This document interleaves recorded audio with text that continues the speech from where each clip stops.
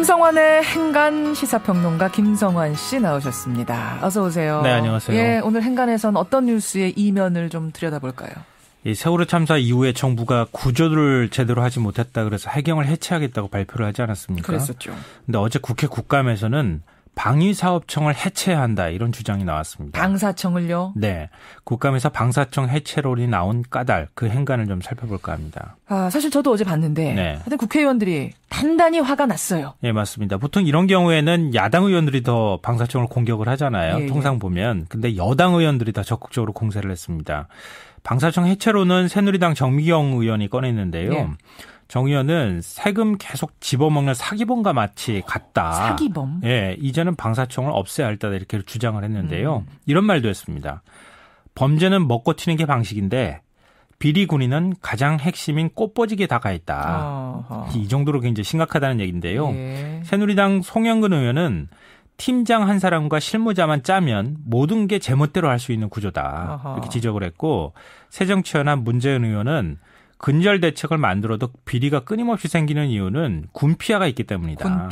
군피아가 근본 원인이자 적폐다 이렇게 공격을 했습니다. 예. 뭐 이런 얘기를 들은 이용골 청장은 매우 송구하다. 황골 탈퇴하겠다. 다시는 이런 일이 발생하지 않도록 하겠다. 그러면서 연신 고개를 숙였습니다. 자, 도대체 어제 방위사업청 국감에서 어떤 문제들이 제기가 됐길래 사기범 얘기까지 나왔을까? 해체하란 얘기까지 나왔을까? 이건데요. 지금 방사청 문제, 이 무능과 업무 태만, 비리, 이게 어디가 처음이고 어디가 끝인지 도통 알 수가 없을 지경이 이루어졌습니다. 어제만 봐도, 어제 얘기만 들어도 심각하긴 네. 하더라고요. 어제 K11 소총에 대해서 얘기가 나왔잖아요. K11 그죠? 소총. 예, 이게 이 공중에서 탄이 폭발한다. 또 벽 뒤에 있는 적도 맞출 수 있다 그래가지고 네. 군이 명품 무기라고 막 자랑했던 거거든요. 그것도 우리가 만든 거다, 국산 무기다 해서 예, 뭐 맞아요. 대단한 자랑을 전 했었어요. 세계 뭐 수출한다는 얘기까지 나오고 그랬는데요. 알고 봤더니 문방구에서 살 수 있는 자석만 갖다 대도 총알이 발사가 되더라. 자석이 총 가까이 가면 자동 발사. 예. 이런 수준이 됐다는 거예요. 이 방사청이 이걸 뻔히 알면서도 납품을 받았다는 거고요. 그렇죠. 뭐 그 이전에 논란이 됐던, 어제도 또 논란이 됐던 건데 또 역시 명품 무기로 자랑했던 K9 자주포. 예. 이것도 이 포의 전용 포탄을 2조 원어치나 구입을 해놓고 발사할 사격장이 없어서 지금까지 그대로 묵혀두고 있었다 이런 거고요. 군이 사용하는 무전기 배터리 폭발 사고가 매년 10건 이상 발생하고 있다. 무전기에서. 이게요. 제가 뭐 한 달 동안 나온 뉴스를 합쳐서 말씀드린 게 아니라 어제 단 하루에 나온 뉴스입니다. 네, 국감장에서 말이에요. 며칠 전까지 합치면은 네. 뭐 어마어마한 뉴스들이 지금 쏟아져 나오고 있습니다. 그래요. K11, K9 무전기에 이어서 F-35 차세기 전투기로 선정이 됐잖아요. 예. 이 문제도 심각하던데요. 이게 무슨 그 차세대 전투기 사업이 뭐 7천억 정도 하는 사업이면은 뭐 그런 정도 이렇게 넘어갈 수 있겠지만 이게 7조 원짜리 사업이에요. 7천억도 원. 큰데 7조 원짜리. 7조 원이면 우리나라 노인 410만 명한테 기초연금을 다 줄 수 있는 돈이거든요. 예.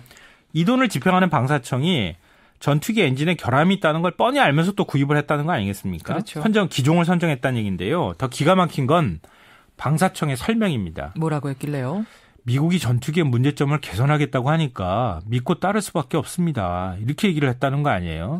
그러니까 F-35 만든 미국에서 문제점 있는 거 개선하겠다고 했는데 네. 우리가 따라야지 별 수 있겠느냐? 예, 믿어야지. 미국이니까 아무리 우리가 힘없는 나라라고 하지만 어떻게 이렇게 굴욕적인 얘기를 방사청이 할 수 있습니까? 뭐 다 아시다시피 구조도 못하는 구조함, 통영함. 네. 이 세월호 사고 있을 때 출동도 못했다는 배잖아요. 그렇죠. 이 40년 전 구형 수중음파 탐지기, 소나라고 부르죠. 예. 이거를 사는 것도 모자라서 2억 원짜리를 40억 원에 사들였다는 거 아닙니까? 지금 관련자들이 구속이 돼 있는 그렇죠. 상태이기도 통영함. 하고요. 예. 우리 군의 무기 구입 체제가 이런 식입니다.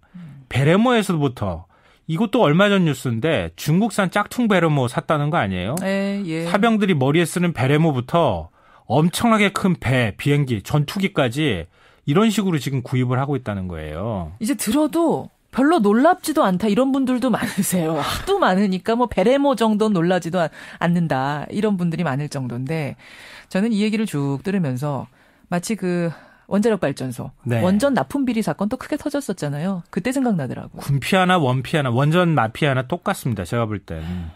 그러니까 원전 마피아는 한수원 출신 간부들이 퇴직 후에 납품업체 가가지고 네. 시험 성적서 위조하고 엉터리 부품 납품한 거 아니에요? 그렇죠. 또 군피아도 똑같습니다. 얼마 전에도 나온 거지만 K1 전차, 수리온 헬기, K9 자주포 이 부품들 다 조작된 성적서 이거 가지고 납품받았다는 거 아니겠어요? 그렇죠. 군 출신 방사청 직원들이 구조 단정부터 대정 구조안까지 그 곳곳에 다 비리를 지금 저질러가지고 구속이 되고 이런 이제 사건들이 계속 이어졌는데요.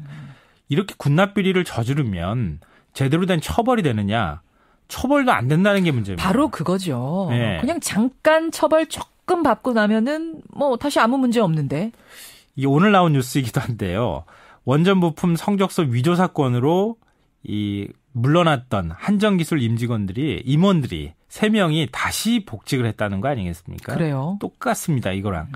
군도 연관급 하다가 방사청 직원으로 자리를 옮겨요. 네. 그리고 꽃감 빼먹듯이 세금 다 빼먹고 그다음에 뇌물 받아도 제대로 된 징계 안 받고 오히려 아예 군납업체 무기 리스트로 영전하거나 활동을 하는 이런 일이 벌어지고 있는 겁니다. 무기 구매 로비 리스트. 예. 아하, 그래요. 아니 이렇게 되면은 뭐 군피아 척결 위해서 특단의 대책이라도 만들어야 되는 거 아닙니까? 그냥 국감에서 지적만 하고 넘어갈 일이 아니잖아요. 그럴 차원의 문제가 아닌 것 같고요. 저는 왜 박근혜 대통령이 방사청 해체하겠다는 얘기 왜 안 하는지 모르겠다 이런 생각이 드는데요. 그러면 좀 달라질 거 아니겠어요? 네. 이 방사청 비리 그냥 세금 낭비하는 그런 차원의 문제가 아닙니다. 그동안 신무기 시험하겠다고 장병들이 갔다가 물에 그 전차 안에 들어갔다가 수장되는 일도 있었고요. 총 쏘다가 폭탄이 터져가지고 부상당하는 일도 있었거든요. 예. 생때 같은 우리 자식들이 죽을 수 있는 문제입니다. 그러니까 언제 세월호 참사 같은 일이 또 군에서 일어날지 모른다는 얘기거든요. 예. 이거 그대로 방치하면 절대 안 되겠다는 생각이 듭니다. 예. 소총 근처에 자석만 갖다 대도 두두두두둑 자동 발사 이 얘기는 정말 기가 막혔습니다. 김성환의 행간 수고하셨습니다. 예, 고맙습니다. 저는 잠시 후에 뵙죠.